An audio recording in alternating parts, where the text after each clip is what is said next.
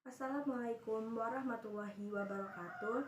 Sebelumnya, perkenalkan, saya Deka Mayangsari dari Prodi Ilmu Komunikasi, Fakultas Ilmu Sosial dan Politik, NPM 2070201109.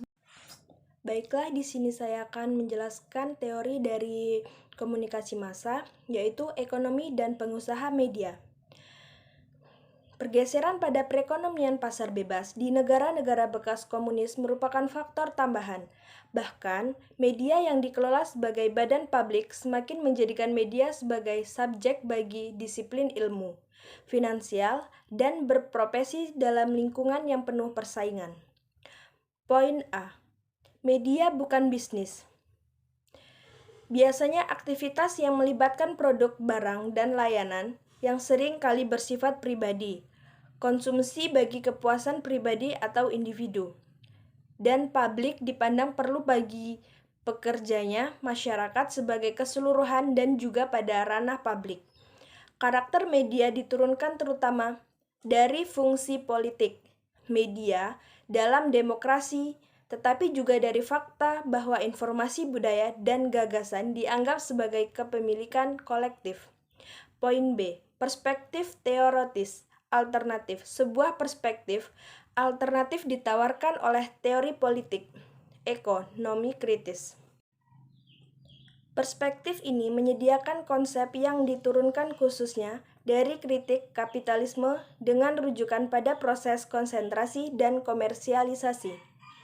Poin C. Basis struktur media dan tingkat analisis. Istilah sistem media, media sistem mengucapkan pada serangkaian media massa aktual dalam suatu masyarakat nasional terlepas dari fakta bahwa mungkin tidak ada hubungan formal elemen kebanyakan dari sistem media dalam pengertian ini adalah hasil kebetulan dari pertumbuhan historis dengan satu teknologi baru yang diikuti teknologi baru lainnya yang dikembangkan dan berujung pada pemakaian media yang ada. Terkadang, suatu sistem media saling terkait berkat suatu logika politik bersama, seperti halnya media usaha bebas di Amerika.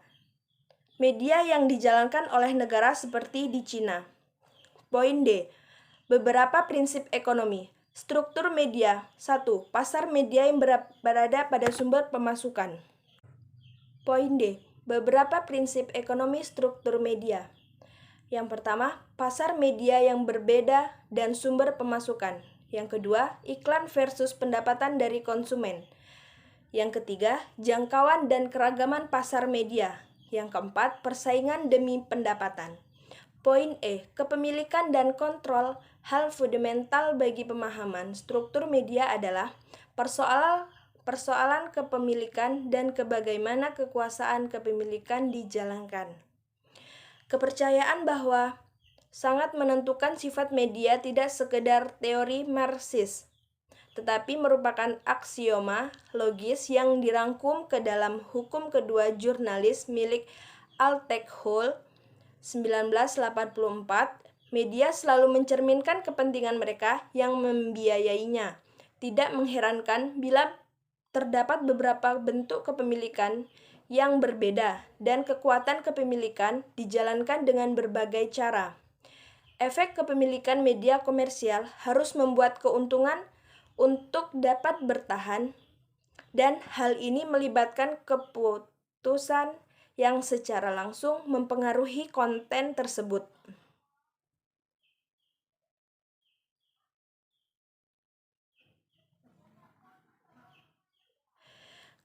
Kepemilikan dan kontrol media, kebebasan pers, yaitu mendukung hak pemilik untuk memutuskan suatu konten.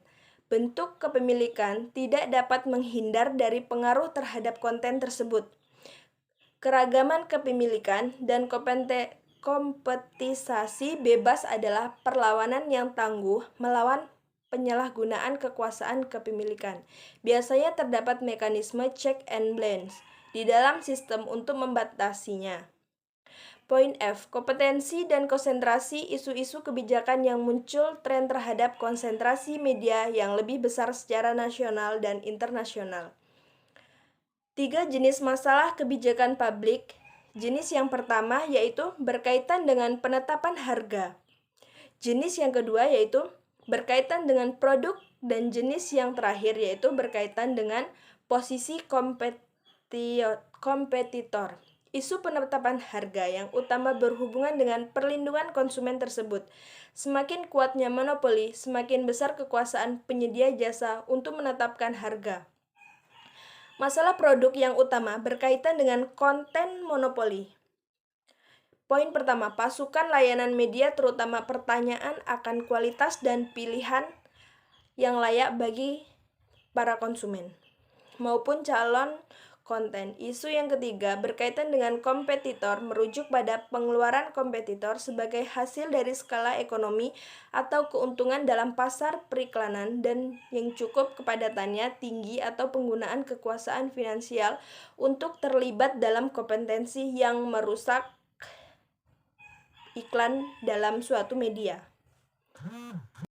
Baiklah, itu tadi teori yang dapat saya sampaikan. Kurang lebihnya saya mohon maaf. Wassalamualaikum warahmatullahi wabarakatuh.